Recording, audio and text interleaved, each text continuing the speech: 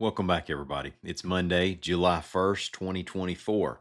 Born on this date in 1961, sprinter Carl Lewis of Birmingham won 9 Olympic gold medals in sprinting and the long jump over the 84, 88, 92, and 94 games.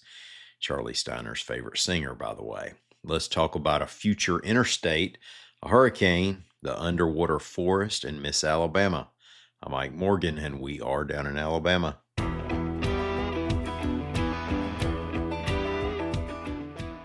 Construction is underway on the Birmingham Northern Beltline, reports AL.com's Howard Koplowitz. Now, wait just a second before you turn it off. This is not an old edition of Down in Alabama that you stumbled across. It's 2024, and the Northern Beltline construction is underway again. The plan is for the Northern Beltline, or Interstate 422 in the future, to run from I-59 in northeast Jefferson County between Trussville and Argo, around Birmingham to the north, and then southwest to meet I-459 near Bessemer. I-459 being the southern bypass, the Northern Beltline would roughly complete a loop around Birmingham. Now, the first phase of the project comes with a $64.7 million price tag. McGinnis Construction of Summerdale was awarded the project and will build 4 lanes from State Route 79 to State Route 75. That's 2 miles, will include 2 bridges, and is expected to be finished by late 2026. Work on the project began in 2014, but stopped due to lack of funding. Governor Kay Ivey announced in April that $489 million in federal money was secured for the project. Well, it didn't take long for hurricane season 2024 to live up to its billing as a potentially busy season. AL.com's Lee Morgan reports that Hurricane Beryl on Sunday became the earliest Category 4 hurricane on record for the Atlantic Basin. And it happened quickly, with the storm growing from a tropical storm to a major hurricane over the weekend. As we record this, Beryl is bearing down on the Windward Islands. Over the next few days, forecasters have it tracking mostly west across the Caribbean Sea. Now, a couple things that can either serve as a reminder or may be new information to folks who are new at tracking tropical cyclones. When you see the forecast track maps, note that the solid shaded cone is where forecasters believe the storm's center of circulation might be over the next 3 days.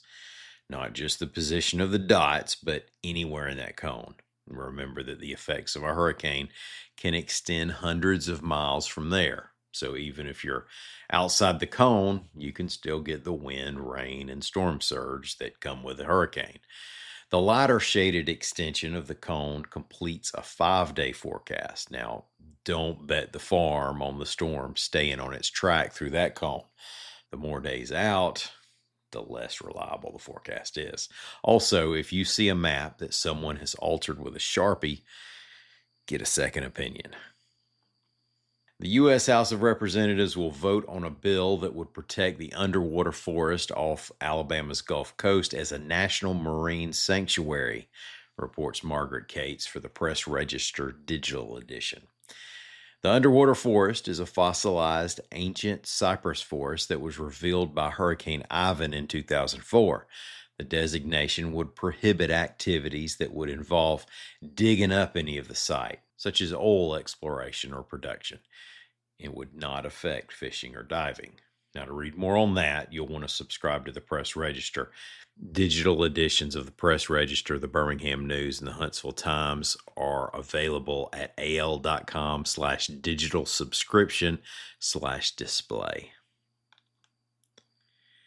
Well, Miss Hoover is now Miss Alabama, reports AL.com's Mary Colurso. Abby Stockard of Birmingham is a 21-year-old nursing student at Auburn University. She's also on the Tiger Paws dance team at Auburn, and in the talent part of the competition, she did a contemporary dance to the Lauren Daigle song, You Say. Stockard had already finished first in 2 preliminary rounds, evening gown and talent. Big change in this year's competition, the public was allowed to vote online for $1 per vote to help place their favorites among the 13 semifinalists. Well, thank y'all so much for listening to us. If you want to, leave us a rating on whatever app you use. They say that helps put us in front of more listeners, and the more listeners we get, the more time we can spend on growing this thing. Plus, it's just good to hear from folks. And speaking of that, somebody will need to keep me updated on news the rest of the week. After today, I'm going to hand this thing over to John Hammondtree, and I won't be back till Monday. Y'all be good. Come by anytime you want to. See what we're up to on the internet at al.com.